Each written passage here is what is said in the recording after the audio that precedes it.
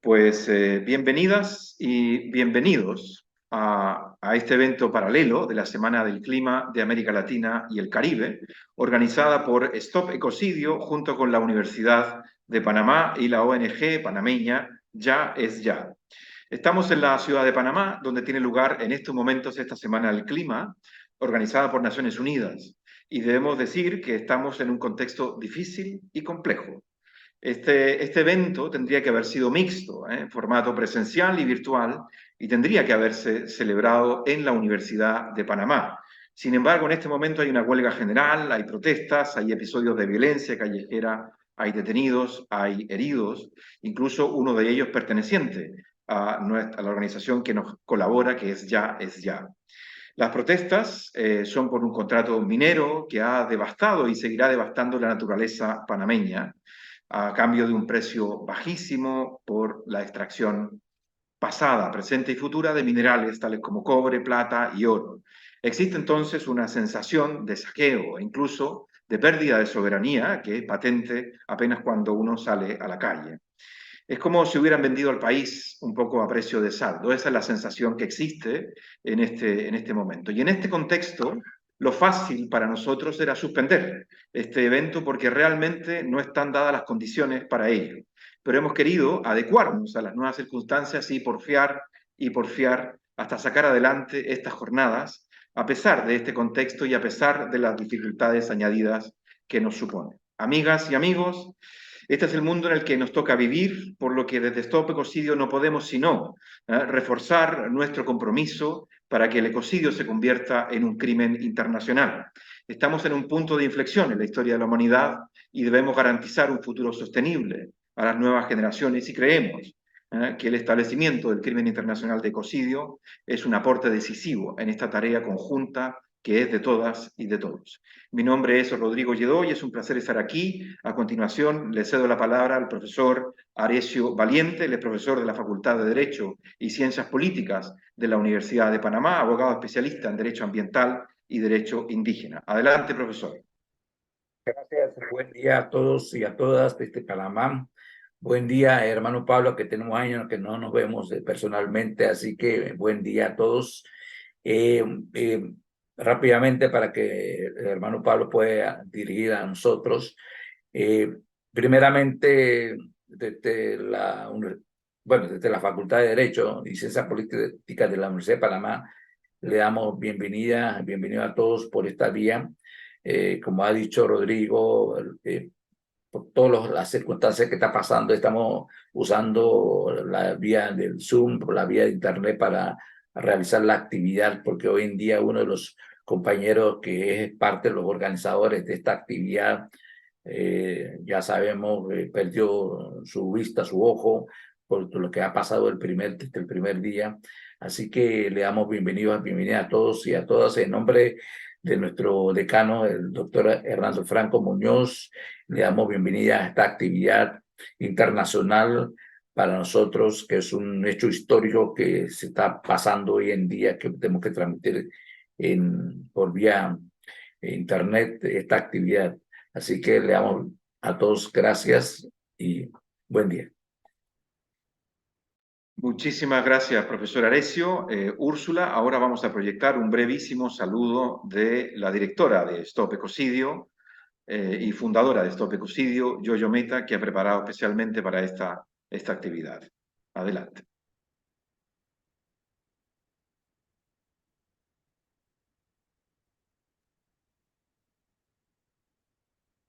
El daño y la destrucción masiva de la naturaleza cada vez más son reconocidos como ecocidio.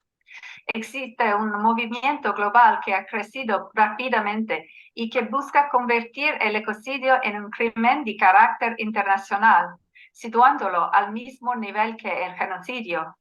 Decenas de gobiernos ya están participando de esta iniciativa. A menudo se piensa que el derecho penal es exclusivamente un marco jurídico para el castigo. Así es como funciona, pero sirve para algo mucho más importante que esto. El asesinato es un delito que permite castigar a los asesinos, pero primero que todo, es un crimen que protege la vida e impide que la gente se mate entre sí. El derecho penal tiene una dimensión protectora que nos da seguridad. El daño que nuestra actividad económica ha provocado en las últimas décadas al mundo vivo que nos rodea, si bien en gran medida no ha sido intencionado, es extremadamente peligroso para el clima, la naturaleza y las personas. Al mismo tiempo, estamos siendo testigos de una creciente frustración global debido al lento ritmo de acción para abordar este enorme peligro. Existen muchas regulaciones ambientales en todo el mundo, pero a menudo no se cumplen adecuadamente, son fiscalizadas de manera lamentable y se aplican de forma deficiente. Los acuerdos medioambientales multilaterales, como el Acuerdo de París, no son vinculantes. Por lo tanto, una acción genuina en materia de sostenibilidad y regeneración sigue siendo una ardua lucha contra la situación ambiental y climática actual. Y aquí es donde una ley sobre el ecocidio puede ser de crucial utilidad, al reforzar considerablemente las leyes existentes.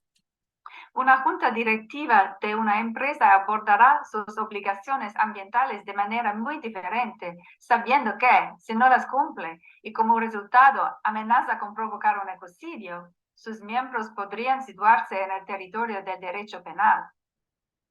La ley del ecocidio ayudará a cambiar nuestra mentalidad cultural. Cuando colocamos los daños graves a la naturaleza al mismo nivel que los daños graves a las personas, podemos comprender mejor nuestra responsabilidad para con el mundo viviente, del que dependemos por completo, y así tomar decisiones de una manera mucho más consciente. Además, y lo que es más importante, la tipificación del ecocidio crea una lente útil a través de la cual la industria puede mirar para dirigir un cambio estratégico hacia una actividad empresarial responsable con el medio ambiente. La definición legal propuesta es concisa y clara. Ecocidio es cualquier acto ilegal o arbitrario cometido a sabiendas de que existe una probabilidad sustancial de que esos actos causen daños graves que sean extensos o duraderos al medio ambiente. No es razonable esperar a que los responsables de las políticas sepan qué debe hacer cada sector para volverse sostenible. Por el contrario, es sumamente sensato dar a los expertos de esos sectores el marco que necesitan para resolverlo. La ley del ecocidio puede ser vista como la contraparte protectora de la ley de derechos, tanto de los derechos de la naturaleza que se están desarrollando en muchas jurisdicciones alrededor del mundo, como del derecho humano a un medio ambiente limpio, saludable y sostenible. Es fácil entender esto cuando nos damos cuenta que nuestro derecho humano básico, el derecho a la vida, está protegido por el hecho de que el homicidio es un delito.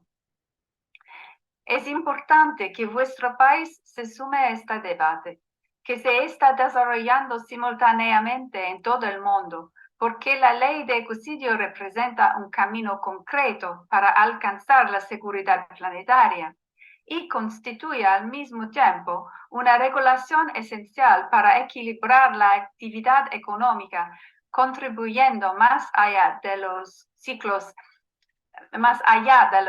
electorales de corto plazo, a dirigir una transición ecológica segura y justa.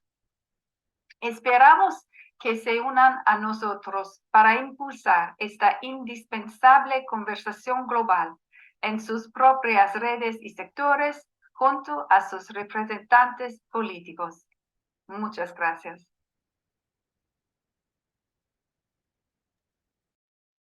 Muy bien, muchísimas gracias a Yoyo y muchísimas gracias a todas y todos los que están conectados aquí. Tenemos un quórum bastante importante de de personas que han querido estar presentes en este evento, ¿no?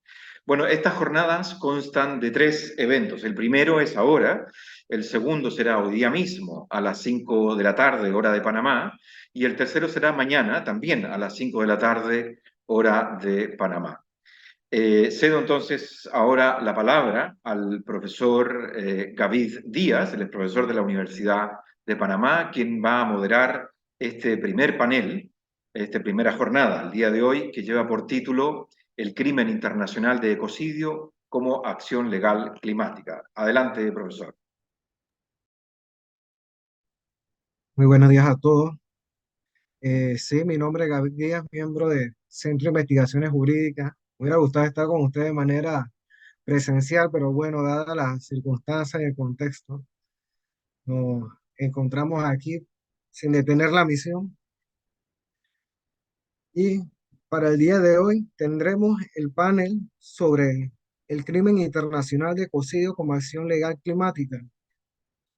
En este panel contaremos con diferentes expositores como son el profesor Rodrigo León, director de Stop Ecocidio América, el profesor Pablo Fajardo, abogado ambientalista, y la profesora Maite Monpó, directora de Stop Ecocidio en habla hispana.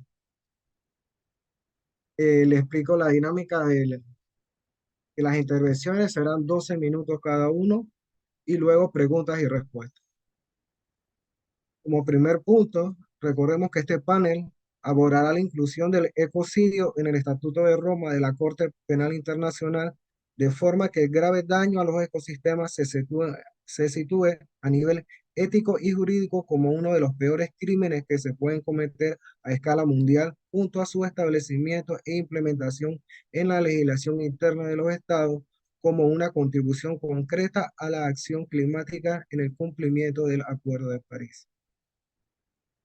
Tendremos como primer punto al profesor Rodrigo Ledón, director de Stop Ecocidio América, con el tema que aborda los aspectos centrales de la definición de ecocidio elaborada por el panel de expertos independientes y su importancia para la protección de la naturaleza y los pueblos originarios. Con ustedes, profesor Rodrigo Ledón. Muy bien, muchísimas gracias, profesor Gavid Díaz. Tenemos un pequeño cambio, digamos, en la agenda. Vamos a dejar a Pablo Fajardo para el final de la intervención. Él está en este momento en Ginebra, Suiza, en Naciones Unidas, y tiene una comparecencia en este momento y nos ha pedido que por favor lo dejemos para el final de las presentaciones. De manera que primero voy a intervenir yo, luego intervendrá el profesor Arecio Valiente, Maite Monpó, y dejaremos para el final a Pablo Fajardo. Pero nos avisan de que Wilfredo Mitre, que tendría que estar en la inauguración, ha tenido algún problema de conexión y ahora ya estaría disponible con nosotros en unos minutos. Entonces, no sé, Úrsula, si ya es posible contar con el profesor Mitre. Sí, o sea, está, bueno, por algún motivo la opción de ascenderle a panelista no me está dando resultado porque no me la permite, pero le voy a le voy a dar acceso.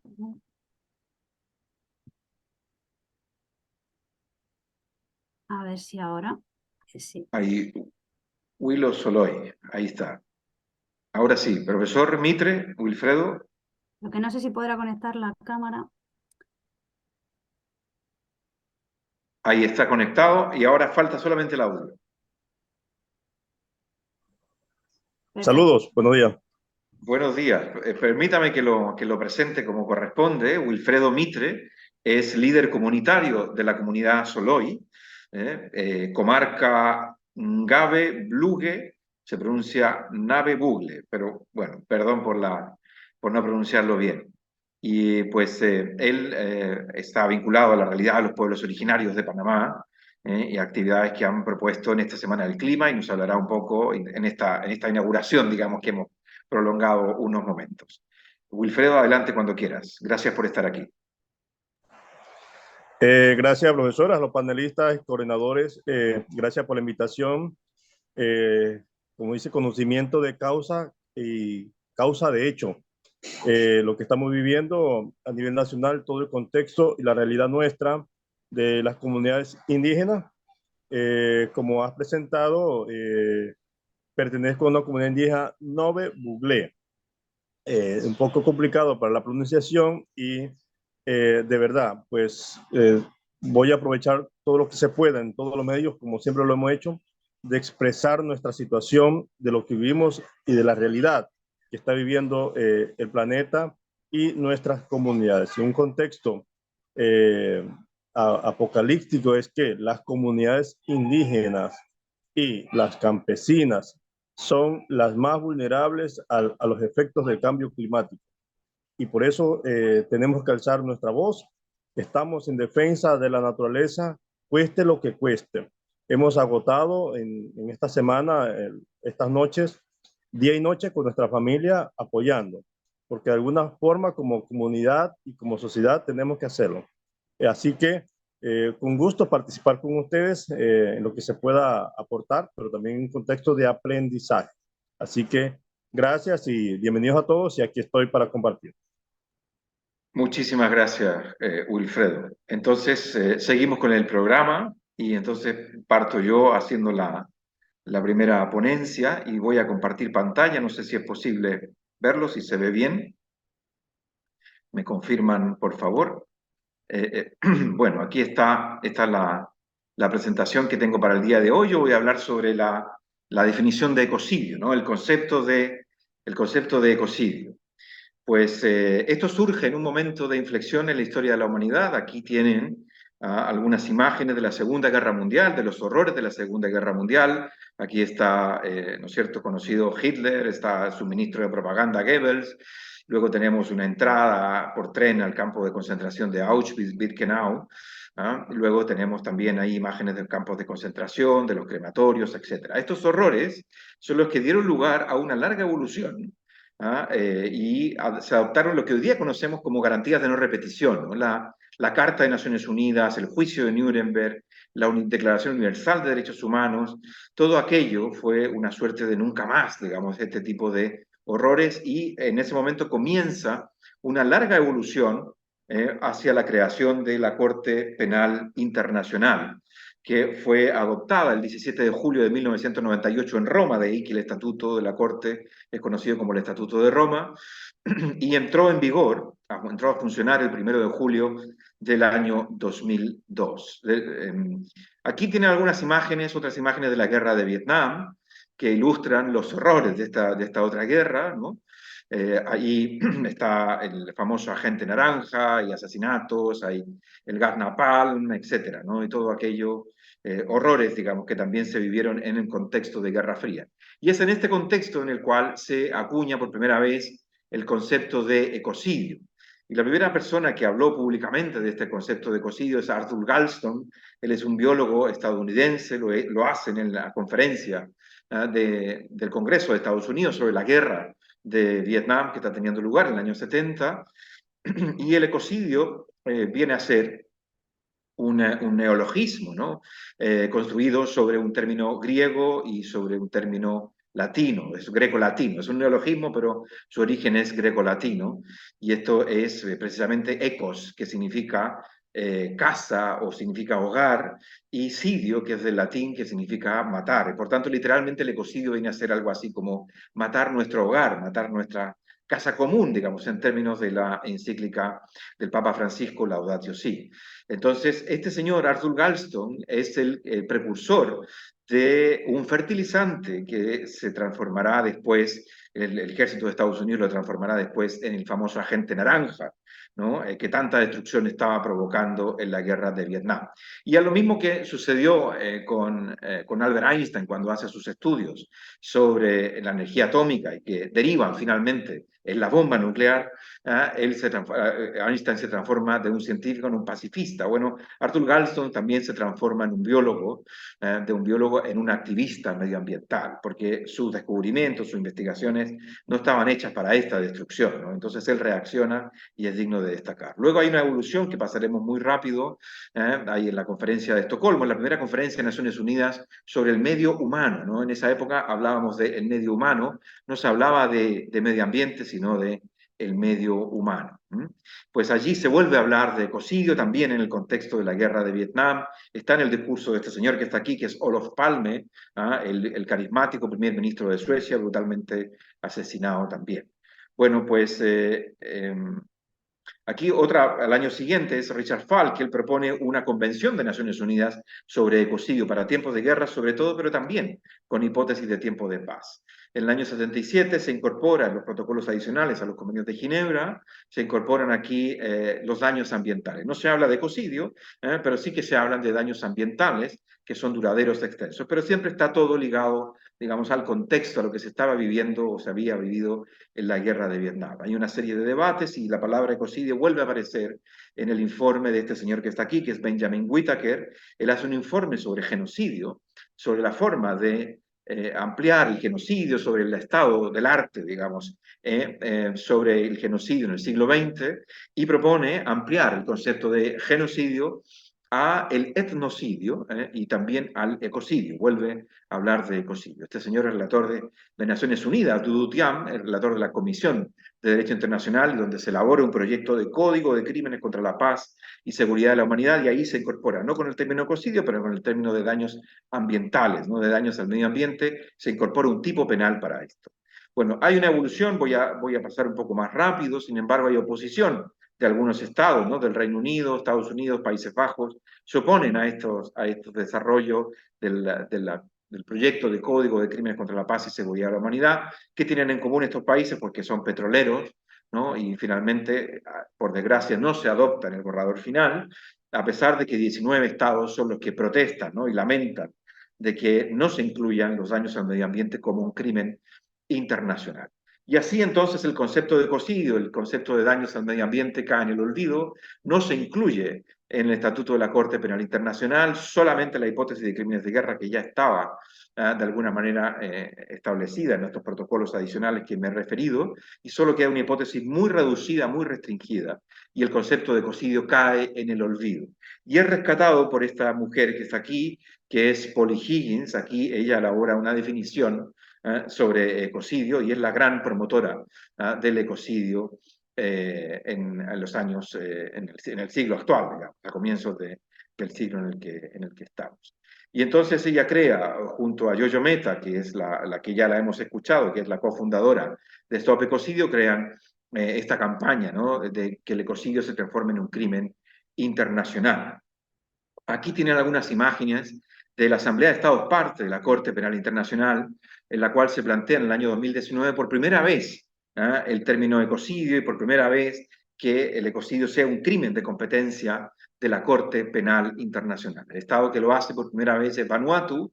Vanuatu es un pequeño estado insular del Asia-Pacífico que literalmente está condenado a sufrir los efectos del cambio climático, del aumento del nivel del mar. Ellos ya experimentan esto que parece un futuro lejano, una distopía. Ellos ya están sufriendo esto.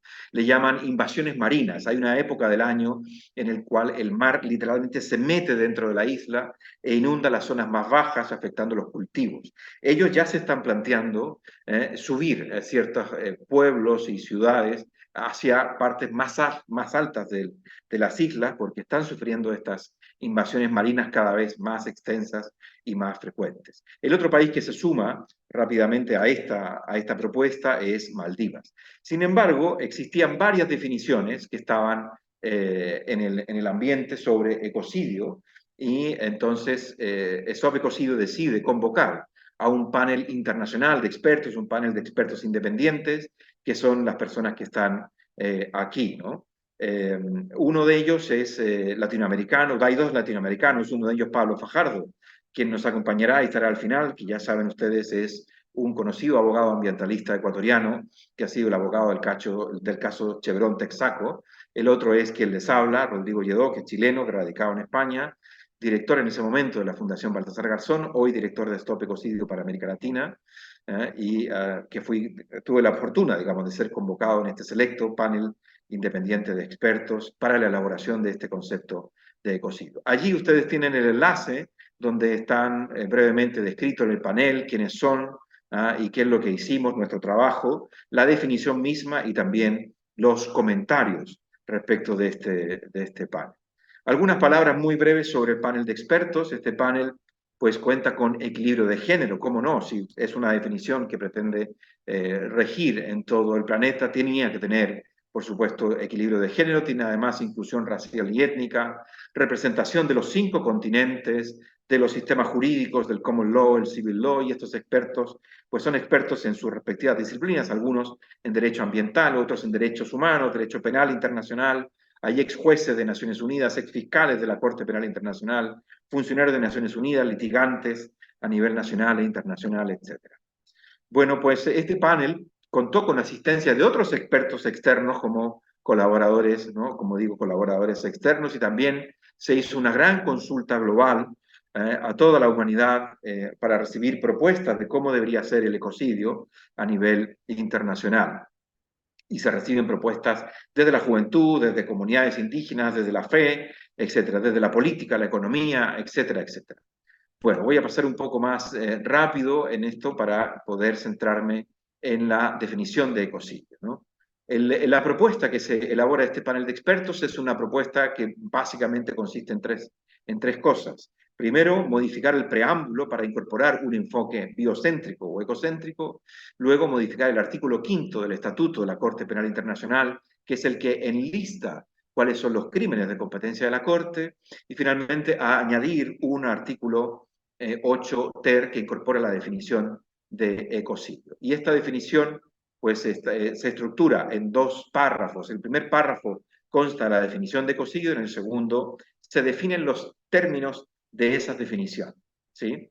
Entonces, en el párrafo primero se establece ecocidio, ya lo dijo Yoyo Meta, como cualquier acto ilícito o arbitrario perpetrado a sabiendas de que existe una probabilidad sustancial de que cause graves daños que sean extensos o duraderos al medio ambiente. Y entonces se define primeramente medio ambiente, y esta definición que tienen aquí es una definición científica que está basada, digamos, en los distintos sistemas planetarios, ¿no? La biosfera, la criosfera, la litosfera, la hidrosfera, la atmósfera, y también se incorpora como novedad el espacio ultraterrestre, porque aunque no lo crean, el espacio ultraterrestre está siendo cada vez más contaminado. De hecho, las misiones espaciales hoy día son un problema, ¿no? Por la basura espacial que hemos generado. Y esto es indicativo de cómo somos los seres humanos como especie, donde realmente pues, hacemos este tipo de daño a donde quiera que vayamos. Pues se define también lo que en relación al daño, ¿no? Que el daño tiene que ser grave, extenso o duradero. También la acción, ¿no? Que tiene que ser ilegal o arbitraria. Aquí están, como decía, el daño tiene que ser siempre grave y tiene que ser además extenso o bien grave y duradero, 2 de 3. Se me va el tiempo y voy a avanzar un poco más rápido, ¿no? Y en relación a la acción misma, la acción tiene que ser ilegal o arbitraria. Ilegal, de acuerdo al derecho nacional o internacional, y arbitraria, que es en realidad, creo yo, una mala traducción, pero que ya estaba traducida en el estatuto de la Corte, entonces usamos la misma traducción, de una palabra en inglés que es wanton, que podría ser mejor descrita como desproporción, ¿no? Y por eso se define, en los comentarios a la definición de ecocidio se define el wanton como una desproporción exagerada entre el beneficio esperado y el daño que se causa al medio ambiente. El panel de expertos deja sentado de que efectivamente existe, desde que el ser humano está en la Tierra, una modificación del medio ambiente, pero hay un límite, ¿no? Y cuando hay una desproporción entre el beneficio y el daño, entonces sí que será también ecocidio. Avanzo un poco más rápido sobre el elemento subjetivo, ¿no? Esto sabemos, ¿no? Como juristas, los que sean juristas sabrán que existe un vínculo subjetivo en cada delito, habitualmente es el dolo, y en el estatuto de la Corte solamente es el dolo directo o el dolo de consecuencias necesarias, pero el panel de expertos estableció que debería ser también el dolo eventual. Aquí tiene una imagen cocosa, esta es la parte más divertida de esta exposición, que es un poco árida, de Pinky y cerebro, ¿no? Digo que afortunadamente no tenemos a un cerebro que está intentando destruir el planeta, destruir el medio ambiente porque lo odia, ¿no? Por tanto, el tema del dolo directo, de querer destruir el medio ambiente porque sí, no es realmente un tema, sino que lo que sucede habitualmente es más parecido a esta imagen que tienen aquí, que es el avaro de Molière, que realmente lo que hace es intentar ahorrarse dinero, tener más beneficios económicos con esta avaricia sin límite que de repente tenemos los seres humanos y por tanto se ahorran en medidas de protección y les da lo mismo si se causa un daño ambiental, porque sale mucho más barato pagar después las consecuencias que la prevención. Por eso, entonces, esta definición pone acento en la prevención y, por tanto, en el dolo eventual. Y tratándose de prevención, otra característica, y esta es la última, con eso termino, es que el ecocidio es un delito de peligro, es decir, es un delito de mera actividad. Basta con poner en peligro al medio ambiente para que se configure el ecocidio, no hace falta de que se verifique el daño. Con esto, pues doy por concluido. Si me dan algunos segundos más, simplemente quisiera decirles que hay proyectos de ley a nivel interno para tipificar el ecocidio a nivel internacional e interno también. La propuesta de ecocidio es a nivel internacional, pero a nivel interno también ya hay países que están pensando, proponiendo tipificar el ecocidio como un delito interno, ¿no? A nivel internacional hay una directiva de la Unión Europea, está el caso de Bélgica que está a punto de legislar sobre el ecocidio, Países Bajos y también Italia, no tienen proyectos de ley. A nivel latinoamericano, tenemos el caso de México, el caso de Brasil, que ya tienen proyectos de ley. El caso de Argentina tiene un anteproyecto de ley.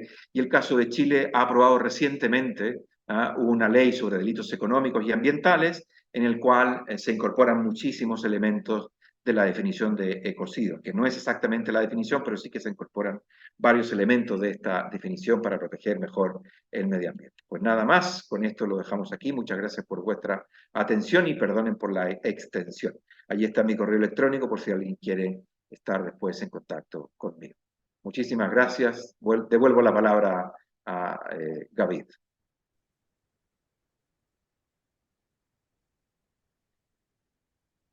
Interesantísima la participación del profesor.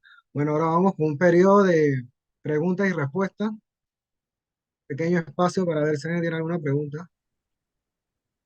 Yo creo que podemos seguir con las presentaciones y dejamos las preguntas y respuestas para el final. Así se pueden hacer preguntas que puedan responder varias personas. Sí, principalmente, más que nada, porque seguramente en las ponencias se resuelvan algunas y También. les recuerdo, aprovecho, que pueden hacerlas a través del chat o en el apartado mismo de la pantalla verán preguntas y respuestas abajo y pueden dejar las preguntas ahí e incluso los ponentes podéis ir respondiéndolas mientras. Listo, continuamos. Bueno, como siguiente punto tendremos a la profesora Maite Monpó, directora de Stop Ecocidio en habla hispana, con los apoyos a la campaña internacional desde diferentes sectores de la sociedad, avances de la campaña y protección de activistas climáticos y ambientales a través de la figura de los protectores de conciencia, figura del derecho internacional privado. Con ustedes la profesora Maite Monpó.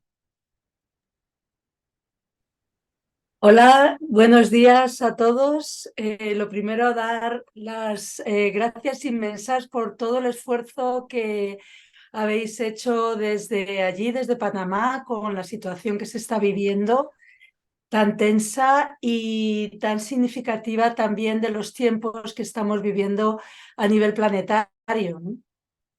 A mí me gustaría compartir la pantalla también.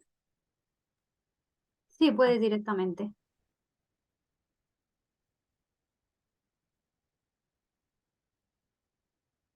Sí, pero no, a ver. Salió, pero se quitó de nuevo. No sé qué le diste. Ay, uy, otra vez se fue. ¿Sí? ¿Se va? No Sí, sé. no sé. Sí, Se va, sí, sí. empieza y Como de que pronto... lo intenta y luego no agarra. Sí, Y... vuelve a suceder. Úrsula, ¿la puedes compartir tú? Sí, voy Porque, en ello, que estoy abriendo el documento. a ver. No sé, es que a veces me ha dado... Sí, algo pasa que como que lo intenta y no lo logra. A ver. Vale, Ahora. Ahora sí, ahora sí. Vale. pero se ve negro. A ver, está cargando, yo creo que va. ¿Se ve negro?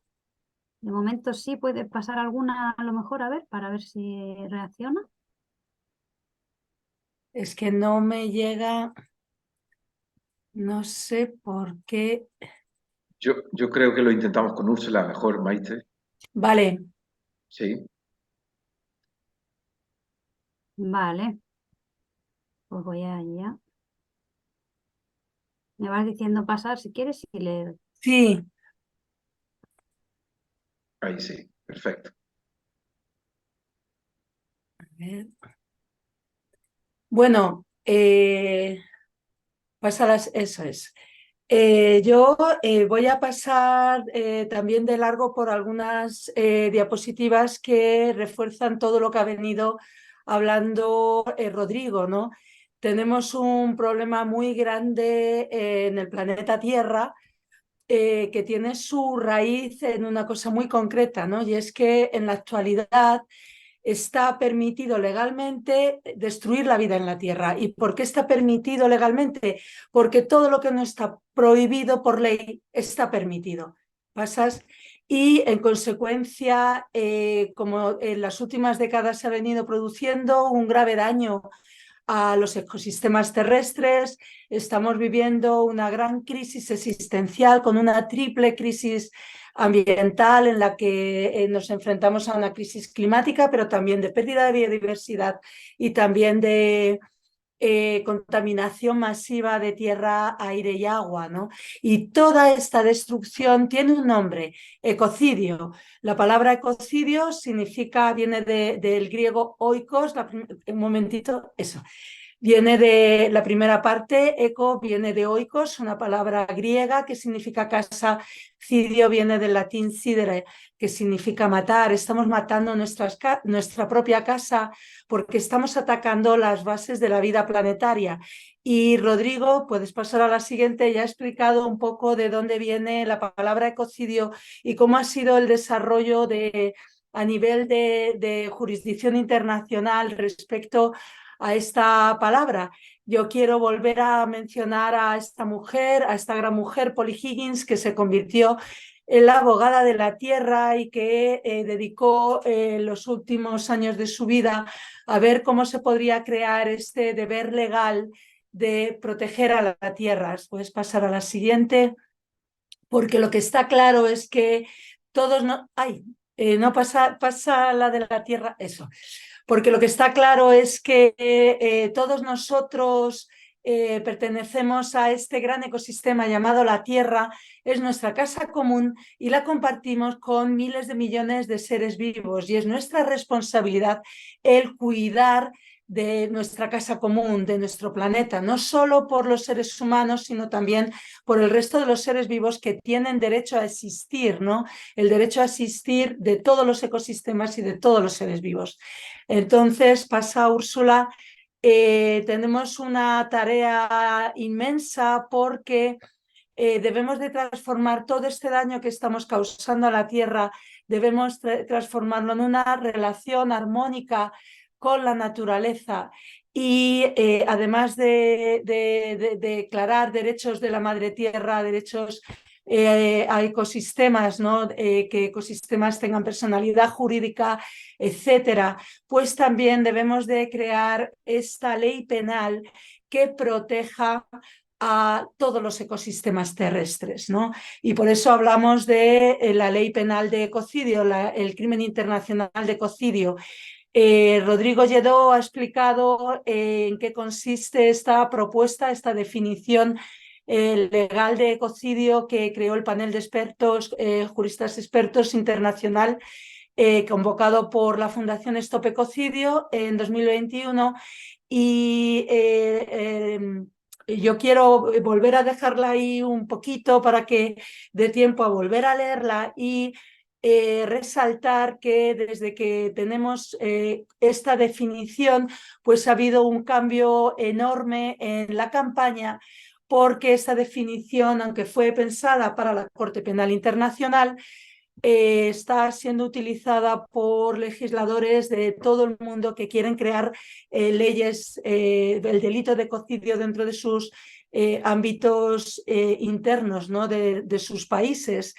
Y también gracias desde que está esta definición y en estos años que hemos avanzado con la campaña, se ha producido un gran avance en términos de que la palabra ecocidio es ya reconocida en todo el planeta. Cada vez que se produce un daño grave a un ecosistema, se habla de que se está produciendo un ecocidio y hay una movilización mundial bajo el paraguas de la campaña Stop Ecocidio.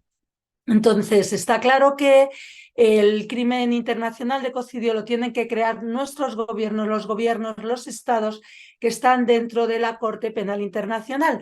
Pero yo he venido a hablar un poquito de qué podemos hacer nosotros y otras cosas que creó Polly Higgins, ¿no? Pasa a la siguiente. Porque es responsabilidad, ya digo, de todos los humanos el crear esta ley. Entonces, desde nuestras casas, una de las cosas que se puede hacer es firmar la petición internacional en la que se pide a los gobiernos del mundo que se cree esta nueva ley. Y también otro aspecto que tiene nuestra campaña, puedes pasar a la siguiente, Filmina, por favor, Úrsula. Otra cosa muy importante que pues, se puede hacer como persona individual es convertirse en protector de la tierra. Polly Higgins creó el Fondo Fiduciario de Protectores de la Tierra. Un fondo fiduciario en inglés se llama Trust. Y en los países anglosajones es muy común, en los países latinos no es tanto, pero se trata de crear un fondo en el que se recauda dinero con un objetivo concreto. En este caso, el dinero que se recauda es para ayudar a países como Vanuatu, que también Rodrigo Lledó ha hablado sobre Vanuatu y por qué Vanuatu está liderando. Pero no solo Vanuatu, Maldivas, Samoa, Bangladesh, estos países que están en primera línea de los efectos de la crisis climática. Ahí estamos todos los países afectados, pero ellos están en primera línea y son países que no han creado esta crisis climática, pero sin embargo son afectados de forma directa y muy virulenta. Entonces, Polly Higgins creó el Fondo Fiduciario de Protectores de la Tierra para ayudar con este dinero a financiar la campaña, ayudarles a llevar la campaña adelante. Y dentro del documento que rige el Fondo Fiduciario de Protectores de la Tierra hay un artículo muy importante que es este artículo 4, en el que se introduce un factor, aparte del legal, que es muy importante, que es el factor ético, el factor de por qué todos nosotros debemos de proteger a la tierra. Aquí en este artículo se introduce una declaración de amor a la tierra y un reconocimiento de que todos los seres que viven en ella tienen el derecho al disfrute pacífico de la vida y que cualquier vulneración grave de este derecho es pues un crimen grave, ¿no? Es un ecocidio. Y entonces, en base a no, por favor, quédate eso. En base a este artículo 4 del Fondo Fiduciario, por favor, si puedes volver al anterior, Filmina, eso. Polly pensó que había una manera de ayudar a todos aquellos defensores del planeta, a todas aquellas personas que en un momento determinado de su vida salen a la calle en protesta pacífica para defender un ecosistema, para evitar un ecocidio o para denunciar que se está produciendo un ecocidio y que pueden ser detenidas y llevadas ante a un tribunal, ¿no?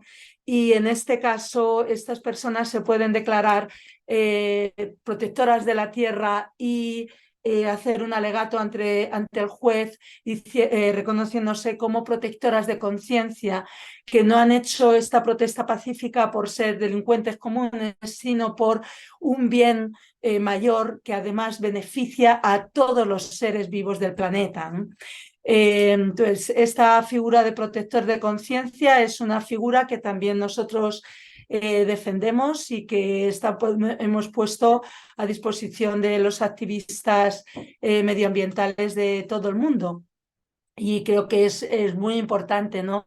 Sacarla bueno, resaltarla por todo lo que está sucediendo en el planeta y por todas las movilizaciones que están habiendo a nivel planetario para defender los ecosistemas y defender las bases de la vida planetaria.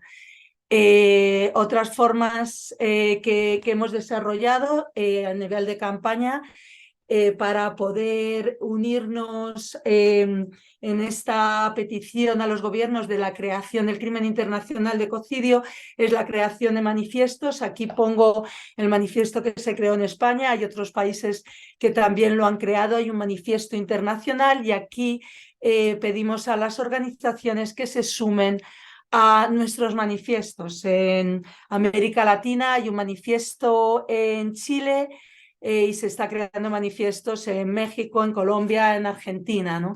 Entonces es una forma de hacer también alianzas con organizaciones no solo de defensa del medio ambiente, sino también de derechos humanos y organizaciones sociales, porque cuando se comete un ecocidio se están vulnerando también los derechos humanos, además de vulnerarse los derechos de la madre tierra, naturaleza.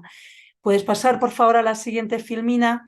Otras figuras que hemos, vaya, aquí se ha descolocado un poquito, otras formas de trabajar que estamos desarrollando dentro de la campaña Stop Ecocidio para unir a personas de todo el mundo en defensa de esta ley de ecocidio es la creación de una red de profesionales o de simpatizantes en un área determinada de la sociedad en la que las personas, por ejemplo, que trabajan en la defensa de los océanos pueden pues, firmar una carta en la que se pide desde este ámbito, desde esta red, la creación del crimen internacional de ecocidio. Tenemos una red de océanos por la ley de ecocidio, jóvenes, juristas, la red de juristas obviamente fue una de las primeras que se creó porque aquí los juristas están involucrados directamente, estamos hablando de la creación de una ley.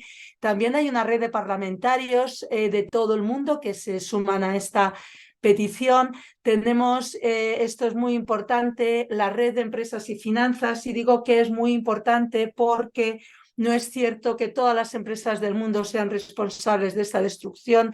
Hay muchos empresarios y personas que están dentro de las finanzas que quieren realizar una actividad causando el menor daño posible al medio ambiente y son conscientes de ellos y están pidiendo que se cree esta ley de ecocidio para que se marque una barrera legal de forma que las actividades empresariales y económicas no pasen esta barrera y no causen graves daños a la naturaleza.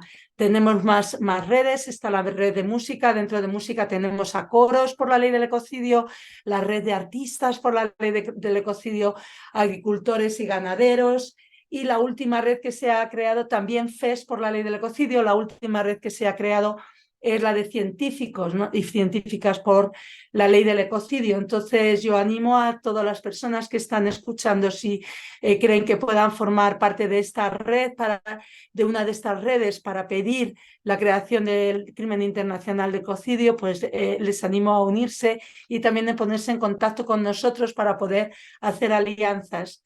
Pues pasar a la siguiente, por favor, Úrsula.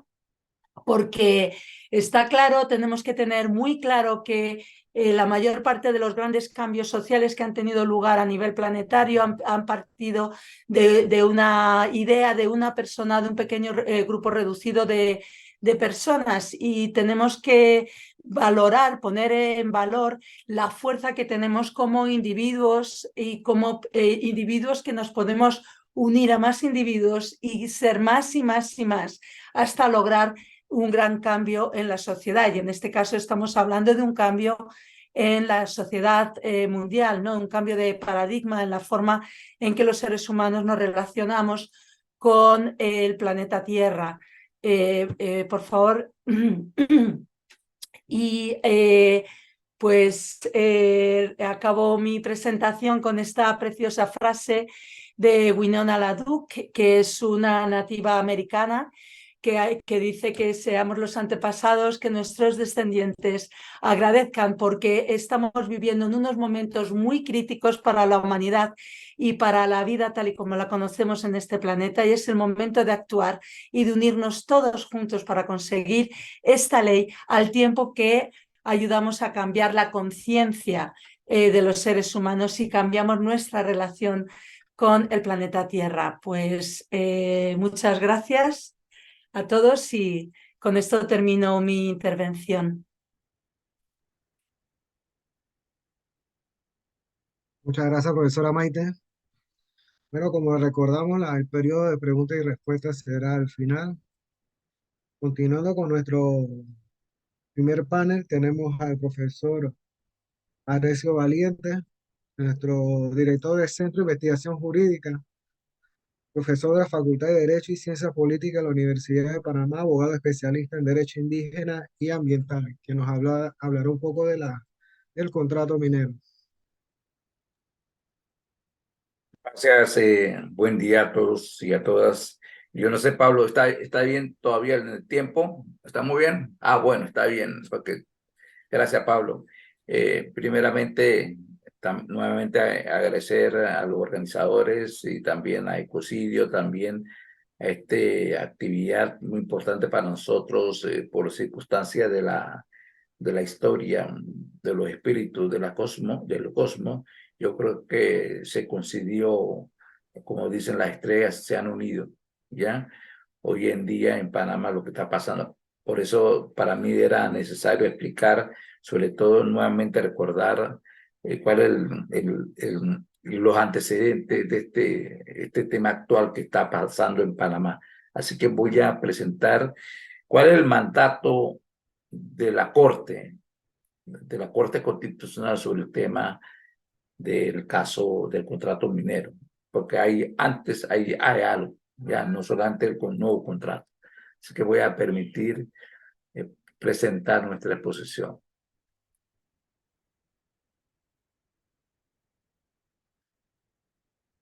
Yo creo que lo pueden ver, así es. Perfecto, sí, se ve perfecto. Perfecto, entonces, Si le el pudieras dar fallo, al inicio, pues se puede ver, pero si le pudieras dar al botón de presentación que se aparece abajo ahora sí, como listo. único. Ah, eso, perfecto. Ahora sí, gracias. Excelente. Bueno, sí, gracias. Bueno, compañeros, sobre todo para los que no han tenido la oportunidad de conocer el fondo del asunto del contrato o de la inconstitucionalidad, el fallo de la inconstitucional del contrato ley 9 de 1997. Así que estamos hablando este caso o temática del contrato minero, no ahora, no hace 2 o 3 meses que ha dicho el gobierno, sino es un tema viejo. Ya estamos hablando del 97, cuando ya los campesinos del área de Riondo, el área de Donoso, tenía cuestionamiento, y también algunos compañeros, grupos organizados, ambientalistas, incluyendo nuestra persona, cuestionamos ese contrato minero del 97, ¿ya? Pero hoy en día vemos que hay más espíritu de hablar o de luchar por nuestra casa común, como algunos dicen, por nuestra madre tierra, ¿ya? Así que voy a hablar de este tema que es muy importante para nosotros. El fallo es del 21 de diciembre de 2017, el fallo, pero el contrato es del 97, ¿ya? Es decir, si comenzamos a sumar, eso está saliendo más de 20 años, ¿ya? Ese caso. Pero en este fallo del 21 de diciembre del 2017, la Corte ya había dicho de que el órgano legislativo, la Asamblea, tiene que cumplir con su papel de fiscalizar, de buscar el contrapeso que está a nivel constitucional, como sabemos que en todas las constituciones establece el contrapeso, Esa es la filosofía o la tesis que se han mantenido a nivel del derecho de Montesquieu, ¿ya? De establecer el contrapeso, de que el papel de la Asamblea es fiscalizar las actuaciones del Ejecutivo. Y en este caso, el fallo le hizo un llamado de atención a los diputados, en este caso del 97, le recordó cuál es el papel que debe jugar los diputados, los legisladores en ese tiempo, ahora se le conoce como diputados, de cumplir con su función, con su competencia constitucional, ¿ya? Que no solamente es aprobar o desaprobar un contrato ley, en ese caso un contrato ley de minas, sino también tiene que verificar si ese contrato ley viola o no las leyes nacionales, en este caso la Constitución, ¿ya? Así que existe un mandato, ya la Corte, la Sala, en un caso ya había llamado la atención a la Corte, a la Asamblea Legislativa. En este fallo también dice la Corte que no solamente tenemos que pensar en la parte económica, que no solamente pensemos que si vamos a tener ingreso o no a través del contrato minero. Estamos hablando del contrato del 97. ¿Ya? Ya le dijo a la Asamblea, no piense solamente en el dinero, no solamente piense en la parte del ingreso económico que va a tener el Estado, sino también tiene que verificar, ver que no se violen los derechos constitucionales, incluyendo el artículo 4, que habla de que Panamá acata las normas del derecho internacional. Y también le recordó la Corte que tiene que cumplir con el Pacto Internacional de Derechos Civiles Políticos y el Pacto de Derechos Económicos, Sociales y Culturales, sobre todo el artículo 11 del Pacto de San Salvador, que habla del ambiente sano.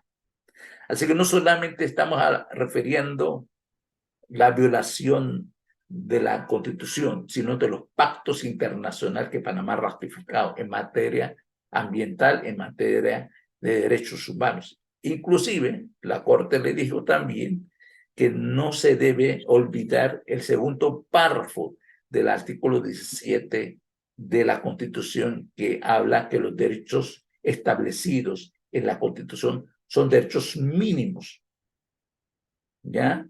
Y que hay otros derechos que habla de los derechos fundamentales y la protección de la dignidad humana, que no está en la Constitución, sino en otros instrumentos internacionales, llámese la Convención Americana, llámese el Pacto Internacional de Derechos Civiles Políticos, llámese derechos económicos, sociales y culturales. Ahí la Corte lo que planteó es el tema del control de la convencionalidad. En ese caso, lo que hizo la Corte es aplicar el control de convencionalidad difuso. Es decir, la Corte le recordó, en este caso, tanto al Ejecutivo como a la Asamblea Legislativa, que también tiene que cumplir con esos tratados internacionales. Hoy en día, Panamá es parte del Acuerdo de Escazú, que habla también de la participación de la ciudadanía en las tomas de decisiones en el tema ambiental o en el tema que le puede afectar a su casa común, a la madre tierra, a la madre naturaleza. En ese sentido, la Asamblea ha estado violentando esos principios que ya la Corte dijo en el 2017, ¿ya? Entonces ya tenemos un elemento de que no solamente es violar la normativa constitucional, sino las normativas referentes al ambiente, referente a los derechos humanos. Y también la Corte dijo en este fallo que también se está violando el artículo 118 de la Constitución, que habla que el Estado tiene el deber de proteger el ambiente sano. tiene que proteger, de promover el ambiente sano. Proteger también la participación de los ciudadanos. En el artículo 119 de la Constitución, que habla el Estado y todos los habitantes de la República tienen el deber de propiciar, de proteger el ambiente sano. Cuando hay conflicto entre el derecho y la justicia, hay que luchar por la justicia. Hoy en día, ayer sobre todo, ha manifestado la Corte, la ha manifestado el Ejecutivo, que se está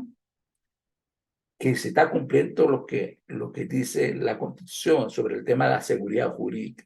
Aquí ya la Corte, en su fallo del 21 de diciembre de 2017, dijo que se violentó la seguridad jurídica del ciudadano, se violentó la Constitución. Entonces, ¿de qué estamos hablando de la seguridad jurídica? Seguridad jurídica no solamente es a favor de la empresa, también se debe plantear la seguridad jurídica a favor del ambiente, a favor del ser humano. Entonces, ya en este caso, el fallo del 21 de diciembre dijo ese tema, dijo ya planteado. Y entonces, mira este fallo, y dijo clarito, el fallo, en pocas palabras dijo, que la Constitución establece de que en materia de la concesión minera tiene que haber una licitación pública, ¿ya? Es decir, tiene que haber licitación pública, no una contratación directa, porque el argumento de los gobiernos es que ya existía un contrato en el 1997, pero ya la Corte declaró inconstitucional este contrato ley. Entonces, ¿cómo va a argumentar el gobierno si ya la Corte declaró inconstitucional el contrato ley? Por lo tanto, no existe ya ese contrato ley. Entonces, no es una argumentación válida de parte del gobierno.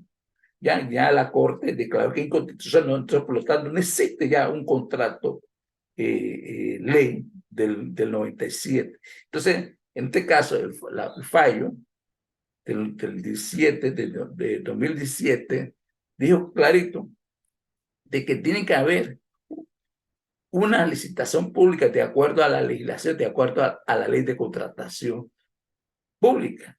Y ese no ha cumplido. Esta parte, el Estado, en este caso, tanto el Ejecutivo como el Legislativo, no han cumplido con este mandato de la Corte Constitucional, porque no ha habido contratación pública, ¿ya? Pero por otro lado, también hay un cuestionamiento también hacia la Corte, porque previo a la aprobación por parte de la Asamblea Legislativa, hubo como 5 acciones, demandas legales ante la Corte Suprema para el cumplimiento, para el mandato que estableció el mismo Pleno, que dice que tiene que haber contratación pública, habiendo, como decimos en materia de derecho, no es necesario probar, porque no hubo licitación pública, y ya los magistrados sabían que no hubo licitación. Se solicitó, se presentó un amparo de garantías constitucionales a favor de la aplicación de la Corte, del fallo de la Corte, y la Corte no ha dicho nada hoy en día. Ahí en todo día se presentó también 3 demandas de inconstitucionalidad contra la ley que aprueba nuevamente el contrato ley. Entonces existe una omisión también de parte, ahora en este caso, de parte de la Corte Suprema, de cumplir con su mandato constitucional, de decidir sobre un amparo, que el amparo, de acuerdo a la legislación panameña, tiene que ser rápida. La inconstitucionalidad, eso sí sabemos que es tarda. Imagínate, en el caso del contrato anterior, tardó más de 20 años para que saliese el fallo, ¿ya? Pero hoy en día también existe una omisión de parte de los magistrados de la Corte Suprema de asumir su responsabilidad también de velar por la justicia. Entonces, ¿de qué estamos hablando? ¿Existe acceso a la justicia real?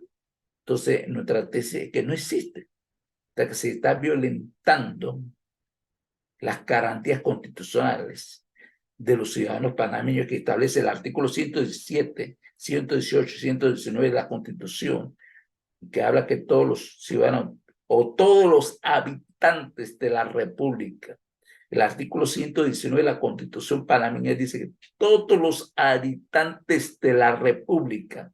Estamos refiriendo a que no solamente esa normativa es aplicable solamente a los ciudadanos panameños, sino a todos los habitantes, significa a los extranjeros. Es decir, los extranjeros también, porque el derecho al ambiente es un derecho humano. Por lo tanto, los extranjeros, a nivel constitucional, el 119 habla que todos los habitantes tienen el deber de proteger el ambiente sano. Y no solamente los ciudadanos, sino también incluyendo los menores de edad, porque los habitantes incluyen a los menores de edad, como también ha planteado la Corte Constitucional de Colombia. ¿Ya? Por eso, para nosotros era muy importante nuevamente recargar que el planteamiento del gobierno sobre el tema de la seguridad jurídica no es válido, ¿ya? Porque estamos aquí hablando de la seguridad jurídica del fallo. Existe un mandato de la Corte Suprema que dice que tiene que haber licitación pública. Entonces, ¿por qué no hay la aplicación de ese fallo de parte del órgano ejecutivo? Por cierto, también el procurador de la administración, en una consulta que realizaron en el momento cuando estaban negociando hace 2 años el Estado, el gobierno, con la empresa, cuando el ejecutivo le hizo la pregunta sobre el tema de cómo se debe proceder en la celebración de nuevo contrato, el procurador dijo: la Corte ha dicho, el mandato de la Corte está claro, ha dicho que tiene que haber licitación pública. El procurador de la administración es el abogado del Estado. Entonces, tampoco no hicieron caso a la opinión del procurador de la administración.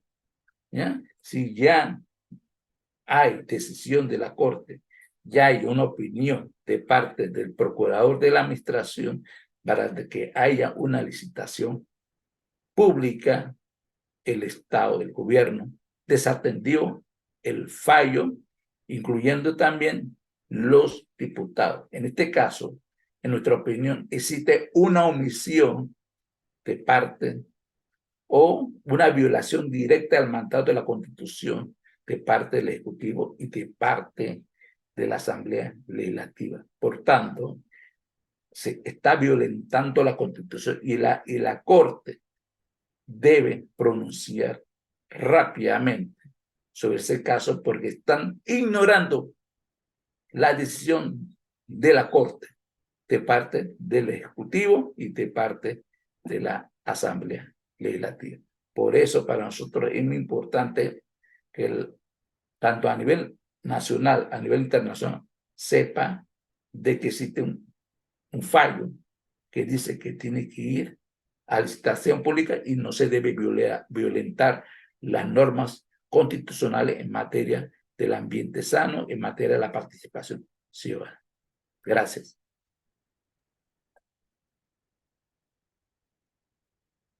Muchísimas gracias, profesor, por su intervención.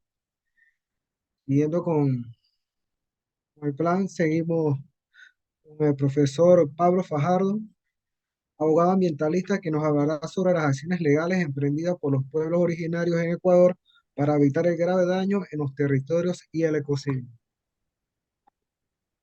Muchas gracias, David. Qué gusto compartir también este espacio, este panel contigo, Rodrigo, Maite, Arecio, de verdad. Es un privilegio enorme, ¿eh? Gracias a ustedes también por ser partícipes de este proceso. También pedí disculpas por las alteraciones. Ahora en la agenda, lamentablemente, a veces coinciden las cosas, pero bueno, acá estamos haciendo el mejor esfuerzo que sea posible.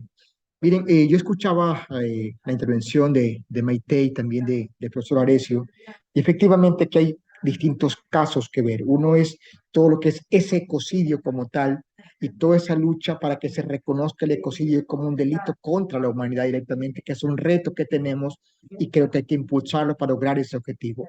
Razones, pruebas tenemos más que suficiente. Hace falta la voluntad política para poder llegar a ese hecho completamente. Quiero hablarles aquí un poco más de lo que justo se anunciaba, que es esta lucha de los pueblos de la Amazonía ecuatoriana por los distintos tipos de daños ambientales que hemos tenido allí, que en el fondo son ecocidio. Son esa forma de destruir la vida, destruir todo ese futuro, romper el ecosistema como tal, romper todas las cadenas de la propia generación de naturaleza, dejarla que no sea posible que se autorregenere, ¿no? Y aquí me refiero, en primer lugar, a toda la actividad petrolera. 30.000 indígenas y campesinos desde hace ya 30 años, que la próxima semana, el día 3 de noviembre del año 2023, cumpliremos 30 años de haber empezado un litigio, un juicio en contra de la empresa Chevron Corporation, antes Texaco, por haber causado uno de los peores desastres ambientales, al menos de Latinoamérica, de forma intencional, que eso es importante graficarlo. Porque una cosa es cuando de repente va un buque en cualquier parte del océano y por alguna razón tormenta se averió y se regó el petróleo. Esa es una razón que podrían decir fue un caso fortuito, fue tal o cual cosa. Acá no hablamos de eso. Acá hablamos de diseñar un sistema que le permitía a la empresa petrolera incrementar la ganancia económica, disminuyendo la inversión en la protección ambiental y en la prevención. Es decir, convirtiendo a la Amazonía en lo que llaman muchos la zona de sacrificio. Y como dicen muchos, hay que sacrificar a unos cuantos para el beneficio de otros, ¿no? Y es lo que ocurre generalmente, y de paso también mi solidaridad con el pueblo panameño, que sé que está en una batalla impresionante por defender también los recursos o los elementos de vida, que también hay que diferenciarlo entre lo que son recursos y elementos, y eso también es otra cosa importante porque muchos actores económicos y políticos miran al ambiente, al agua, al aire como recursos que les generan dinero. Los pueblos originarios lo miran como elementos de vida, que sin esa agua, ese aire, no hay vida. O sea, no puede haber vida como tal, ¿no? Entonces acá, como decía, la empresa Chevron, en el año 65 empezó esa actividad y en 26 años consecutivos de operación, vertió, para que tengamos una idea, más de 60.000 millones, escúchese bien, 60.000 millones de litros de agua tóxica en los ríos de la Amazonía norte ecuatoriana, que luego fueron arrastrados por la selva, por el río Napo, río Amazonas, sobre Brasil, y caen finalmente al Océano Atlántico. Una combustión del gas de una forma incompleta que, aparte de generar directamente un calentamiento global, las emisiones de gases de efecto invernadero, también llevaron a una contaminación mucho más local con el material particulado que emiten esa combustión incompleta del gas en esos llamados mecheros. Y derrames de petróleo de más o menos se calcula por lo menos unos 200.000 barriles de petróleo que se regaron en esos 26 años en distintos lugares de la Amazonía norte ecuatoriana. Ese hecho, obviamente causó alteraciones enormes y gigantescas, primero al ecosistema. Porque, por ejemplo, la riqueza etiológica. Ustedes saben, el petróleo cuando se riega, cae al río, por ejemplo, se crea una capa aceitosa en la parte superficial. Y eso impide que el agua se oxigene, impide que los rayos solares penetren en el río o en el lago donde esté directamente ahí. Y deja sin oxígeno a el agua que está dentro. Obviamente los peces mueren porque falta de oxígeno directamente ahí, ¿no? Aparte del desprendimiento de materiales como los hidrocarburos, metales pesados y otros más también, como los hidrocarburos aromáticos policíclicos que se esparcen en el aire. Entonces, un daño eminente al ecosistema a la riqueza ictiológica y por ende a los pueblos originarios que habitaban esa zona y que habitan esa zona y que dependían económicamente o dependía su vida de esa propia naturaleza. Se basaban su alimentación en la caza, en la pesca, en la recolección de productos que la propia naturaleza les brindaba. Cuando se hace ese tipo de hechos, se eliminó la forma tradicional de vida de los pueblos y se los fue convirtiendo progresivamente en vez de esa economía de subsistencia que tenían ellos, se lo pasó a una economía de mercado. Y en esa economía de mercado los pueblos no estaban preparados, tanto así que hay testimonios de indígenas que dicen, no, es que la gente de Texaco, hoy Chevron, nos decía que si queríamos volver a comer pescado, tenemos que trabajar en la empresa para que nos paguen un sueldo y con eso comprar el pescado en el mercado, cuando antes lo tenían en el río libremente, ¿no? ¿Sí? Entonces, hubo ese cambio, digo, un cambio brusco de esa economía de subsistencia a una economía de mercado, ¿sí? ¿A qué llevó todo eso? Lleva una extinción de pueblos originarios. Dos, a un empobrecimiento progresivo de la población local, aparte de realmente un daño gigantesco, prolongado de la propia naturaleza y del ecosistema. Tanto así, fíjense ustedes, que esto empezó en el año 67, con el primer pozo petrolero de Texaco Chevron en la Amazonía ecuatoriana. Estamos en 2003. Más de 55 años han pasado hasta ahora, y esos desechos de Chevron aún continúan cobrando vidas humanas y aún continúan allí presentes.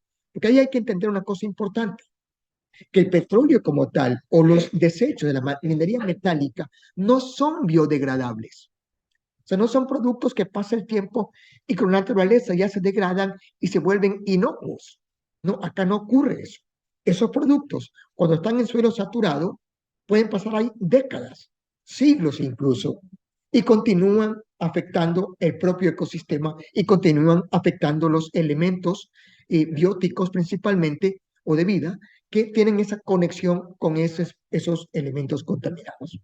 Entonces hay un daño real, eminente, prolongado en el tiempo y en el espacio y que jamás ha sido reparado. Ahora viene una segunda parte que es también, y de paso, insisto, lo de Panamá hoy día es una cosa también de aplaudirla, porque ¿qué pasó con nosotros? Cuando vimos todo ese daño y esa afectación a la vida, planteamos nuestra demanda exigiendo y buscando la justicia para que por medio de la justicia se le obligue a la empresa Chevron a reparar el daño causado. Ojo, esta es una demanda importante nuestra porque jamás estamos pidiendo una indemnización. O sea, no queremos dinero nosotros. O sea, hay pérdidas económicas, humanas impresionantes. Pero decimos, con la plata no compramos la vida. Con la plata no compramos el ecosistema, la riqueza ictiológica, los animales, la flora, la fauna.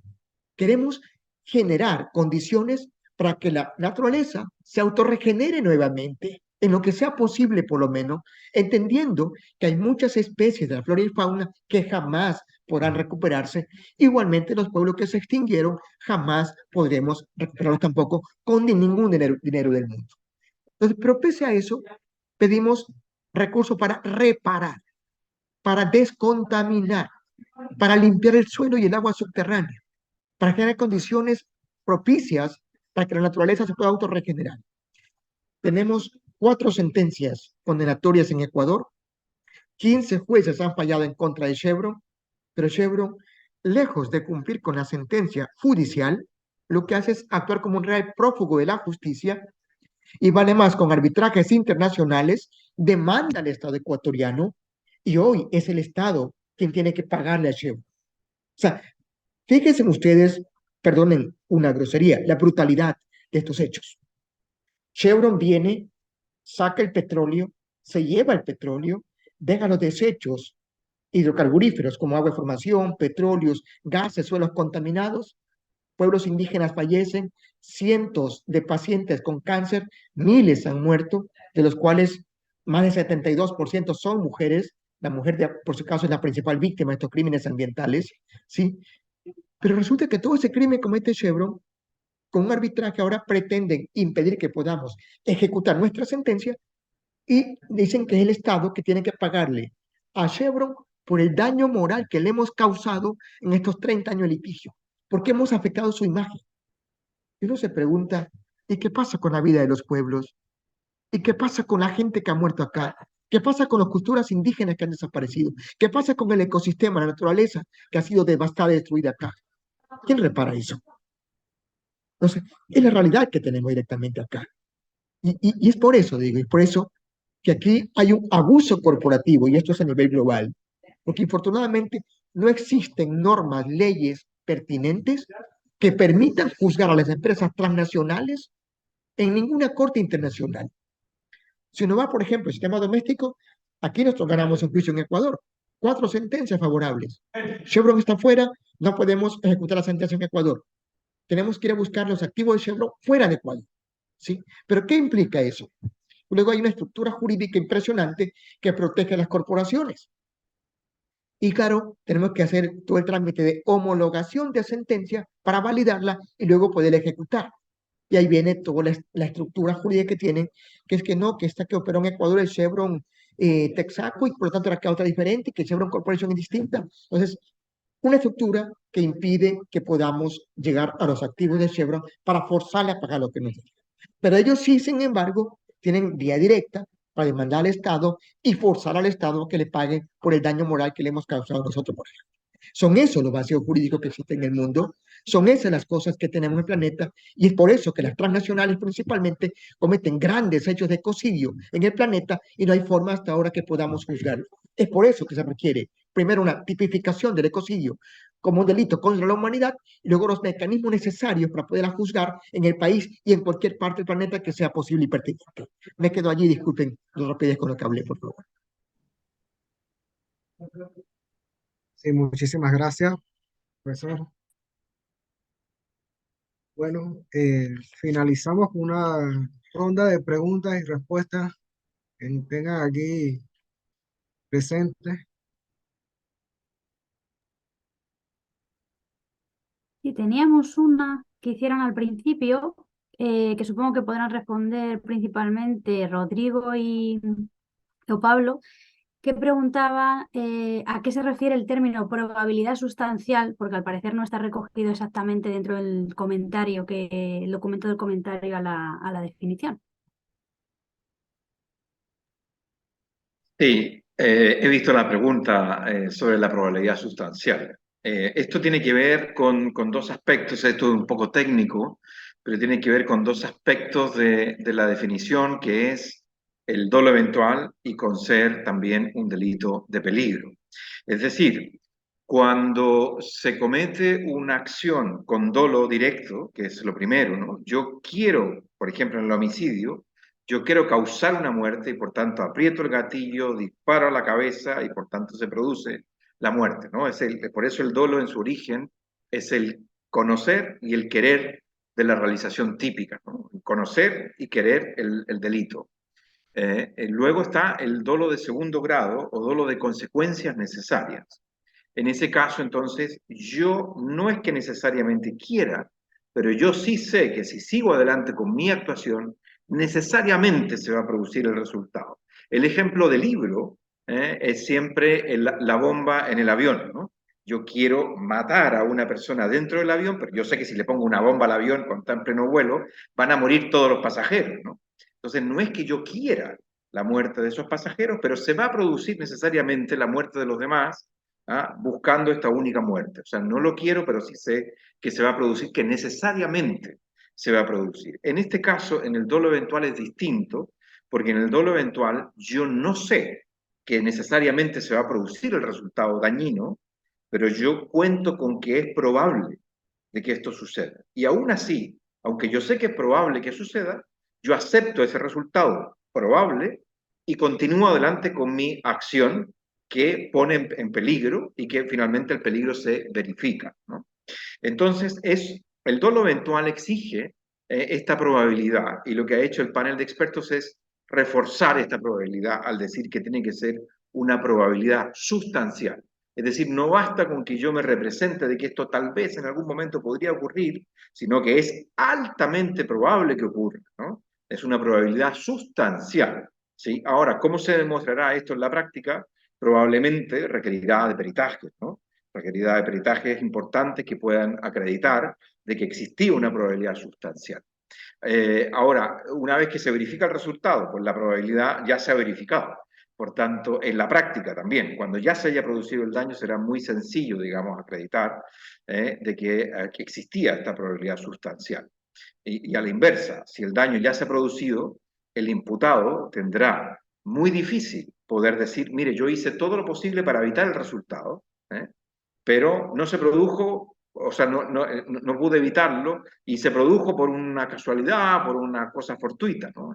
Será un poco más difícil. ¿Cómo se probará? Yo creo que con peritaje, ¿no? Entonces, están íntimamente vinculados el asunto este de que sea un delito de peligro, una puesta en peligro, y que pues una puesta en peligro concreta, no una puesta en peligro abstracta, que habrá que acreditar entonces esta probabilidad sustancial y que era conocida, que era conocida. Por eso se dice a sabiendas. O sea, yo sé que existe esta probabilidad sustancial. El ejemplo típico podría ser, por ejemplo, estamos hablando ahora de estos desechos tóxicos de las empresas industriales. Si hablamos en el caso, por ejemplo, de Panamá, ¿no? Cuando está esta empresa minera, las empresas mineras producen desechos, producen relaves, ¿no?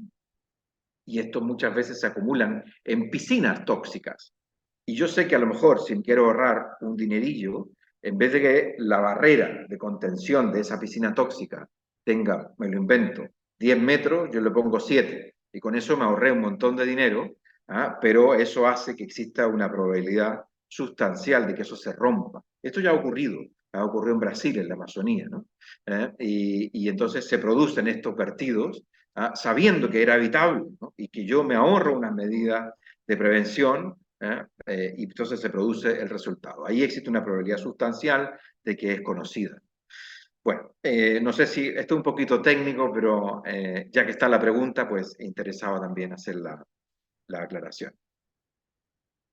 Un poco para completar lo que se Rodrigo, y plenamente de acuerdo contigo. Pero estos son elementos, para mí son elementos que no es que están escritos en piedras, que aquí hay que seguir discutiendo todavía, porque a veces en la práctica pueden aparecer nuevos hechos directamente ahí, nuevos casos, que siempre va un poco evolucionando también el derecho en la práctica de cómo se le puede aplicar. ¿Sí? Entonces, y hay hechos directamente. O sea, es como, digamos, la mejor manera de reparar es evitando el daño. Si una empresa, por ejemplo, cualquiera que sea, el mismo estado, ¿sí? Aplica adecuadamente las medidas de prevención y piensa en todas esas posibilidades que podrían ocurrir y las aplica adecuadamente, entonces evidentemente no va a ocurrir tal o cual hecho, daño o ecocidio. Pero aquí, como yo decía al principio, en mi intervención, por ejemplo, el caso de Chevron, y pasa con muchas mineras también, no aplican medidas de prevención porque quieren incrementar su ganancia económica. Y eso dicen, no, es que no fue mi intención causar este daño. Sí, pero estaba dentro de lo posible que lo iba a causar. Era muy posible que eso iba a ocurrir, pero no aplicó las medidas de prevención adecuadas y generaron ese hecho. O sea, esa es justamente la parte sustancial. Para complementar, gracias, sí. Y ese trae con dos elementos que se aplican en este tema, que es el principio de precaución y el principio precautorio. Ya es lo que se busca a través de esos dos principios de, aunque no tenemos la certeza científica, pero hay mucha posibilidad. Entonces, como dicen, hay un refrán popular, mejor prevenir que lamentarnos, ¿ya? Y eso es lo que hoy en día está pasando, ya que no podemos, es decir, ya sabemos, eso ya no es no es que no hay una certeza científica, ya sabemos que la actividad minera del cielo abierto existe, en esa actividad existe daño al ambiente, no solamente al ambiente, sino a la atmósfera, ya. Así que entonces esos dos principios se unen con lo que ha planteado los dos compañeros, Rodrigo y Pablo, con dos principios en tema ambiental, principio precaución y principio precautorio. Gracias.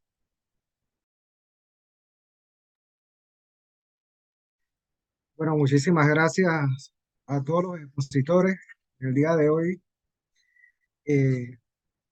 Recordemos lo que nos deja las enseñanzas desde la evolución histórica de la definición de ecocidio por el profesor Rodrigo, pasando por las redes profesionales para pedir el ecocidio como crimen internacional con la profesora Maite, sin olvidar lo que nos deja el profesor Arecio Valiente, las enseñanzas a través del fallo de Petaquilla y la responsabilidad que tiene la Corte Suprema para con los ciudadanos.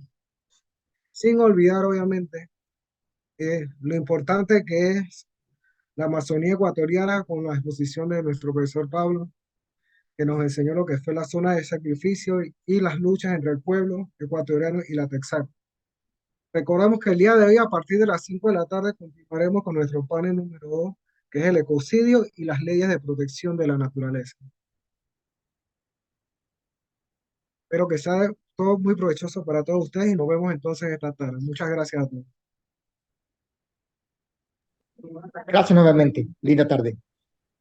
Igual. Muchas gracias a todas y todos y gracias por estar aquí a pesar de las circunstancias adversas y yo creo que era necesario, más que nunca incluso, ¿no?, estar aquí en este contexto. Pues un abrazo fraterno y estamos en contacto, nos vemos en un rato más en la tarde, ¿no? Sí.